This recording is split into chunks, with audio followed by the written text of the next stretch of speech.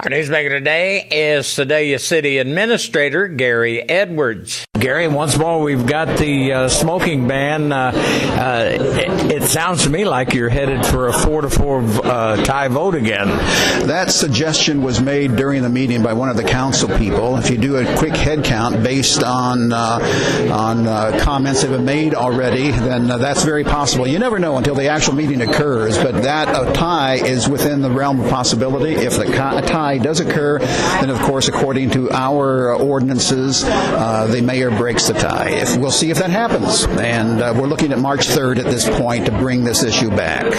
Well, it seems like that things have kind of changed around a little bit, and it seems like the emphasis now is on excluding 5 of the bars along with the private clubs. It still means there's no smoking ban in those bars. That means in those 5 bars, smoking would be allowed. And I don't think that private clubs would be included with that. I think they're just talking about those 5 bars only, and those 5 bars only because of that food issue. And the food issue is very important because that will determine how many restaurants are impacted by it also. But we're talking about 5 bars, and those 5 bars can only, according to what we have been directed to do, staff, they can only serve prepackaged snacks, nothing else. The fact that this will go to the vote. Now, if this is defeated, then we go back to status quo as the ordinance was originally passed, right? That is correct. And the way the ordinance is now is that every business is included except private clubs, and even those cannot have smoking during public events. That's the way it is right now. Now, it would appear that a small minority of the population is trying to rule over the greater majority of the population that doesn't like this smoking in Sedalia, and they want a clean air Sedalia. That's a point that several council people had made, that a minority of citizens, small number of citizens, is speaking out on this, and they're being heard, and they should be heard. There's no problem with that. But to make policy based on that, that's up to the council, and see if they want to go that direction. That's up to the council. Thank you. Thank you very much. Thank you very much. Our newsmaker today has been Gary Edwards, Sedalia City Administrator.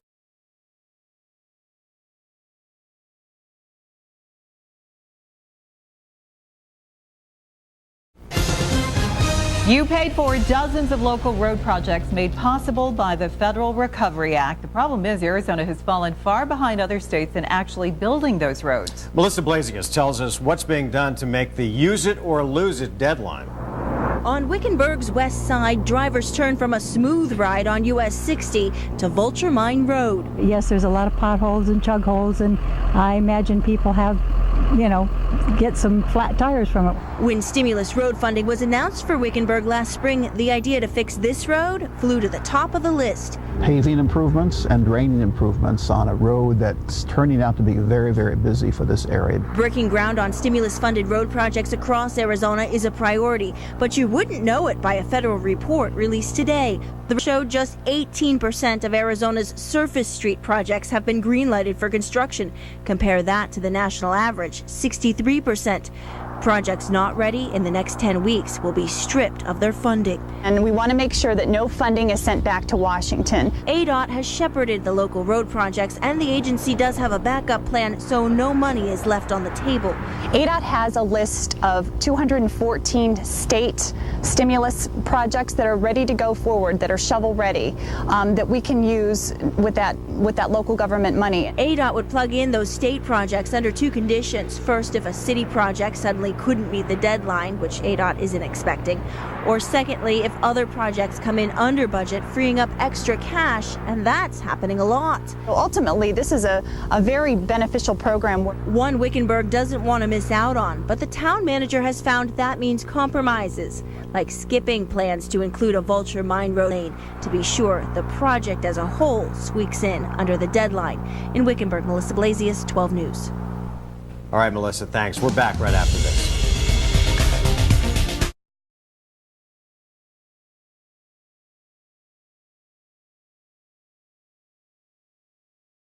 Violent storms spawned a record number of tornadoes across the Midwest over the weekend, killing at least 12 people. 9 deaths were reported in Missouri, 4 in Randolph County, where the twisters wrecked mobile homes and destroyed several buildings. Joining us now by phone from Randolph County is Gary Edwards. He is the city manager for Moberly, Missouri. Good morning, Gary, and thanks for being with us. Good morning, and thank you very much. Obviously, the biggest tragedy here are those 4 deaths in your area, but we have mentioned that numerous houses were completely gone after this twister came through. You assessed the damage firsthand. Can you give us a sense of the destruction and the devastation that you saw? Absolutely, and that's a good way to describe it. It was devastating for the entire county. The worst storm that we've experienced in Randolph County ever.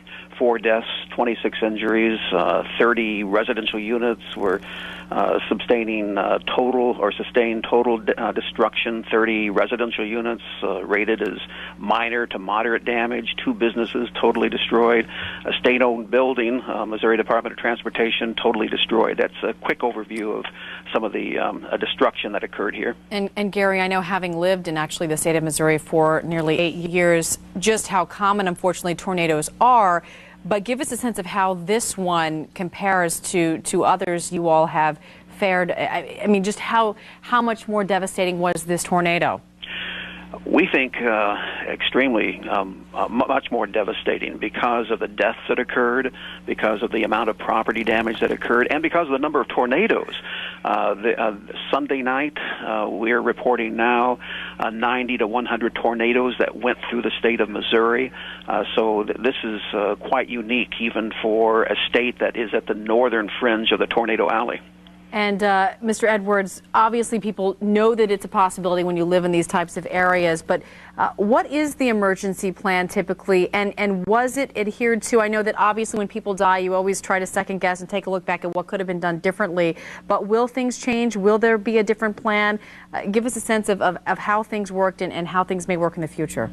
In the case of Moberly, the sirens were sound. They were activated well ahead of the actual touchdown of the first tornado. On the other hand, in the rural areas and in the small towns, there are no sirens. That's being looked at as a problem that needs to be addressed. In rural areas, it doesn't make sense to have sirens. Having access to radios or weather radios makes more sense. That will make more sense to go that direction. But we're looking at the entire emergency management operation, countywide and citywide, to see how improvements can be made.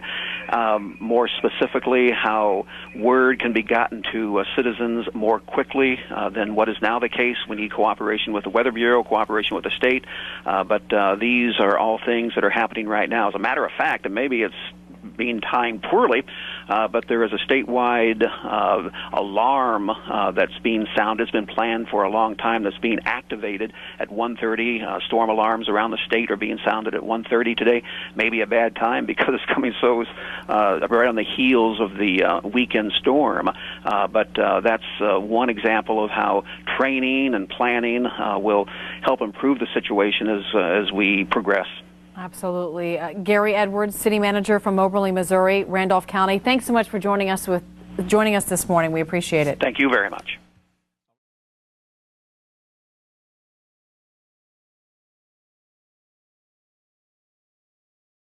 In other news, after several years of poor fiscal health, Moberly's budget is finally on its way to recovery. KOMU's Sarah Adams shows us how Moberly's financial turnaround has a lot to do with increased growth. Moberly has been hard at work trying to mend a budget that in years past has been far from healthy.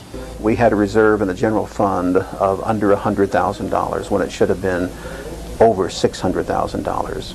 Monday night, the City Council gave its final approval for Moberly's 2006-2007 budget. For the first time in many years, the budget is balanced and significantly bigger. Revenue played a crucial role in bringing Moberly back into the black. Sales tax, property tax, franchise fees, and interest income are all up, leading to higher revenue. According to Moberly officials, growth in revenue has a lot to do with the recent growth of the city. 2001, we've had 800 new jobs come into the area that are manufacturing or distribution-based jobs, and those are significant to the area as far as adding to the growth and bringing in sales tax dollars, allowing people to be able to spend that money. Local business owners have also noticed the growth. Looking out the windows, I've seen a lot more people out on the streets in downtown, shopping downtown. For small, family-owned businesses like the Bouquet Shop, every little bit of growth helps. Sarah Adams, KOMU News, Moberly. This is the second year Moberly has improved its budget. The new bigger budget will allow the city to spend more money on city departments and services.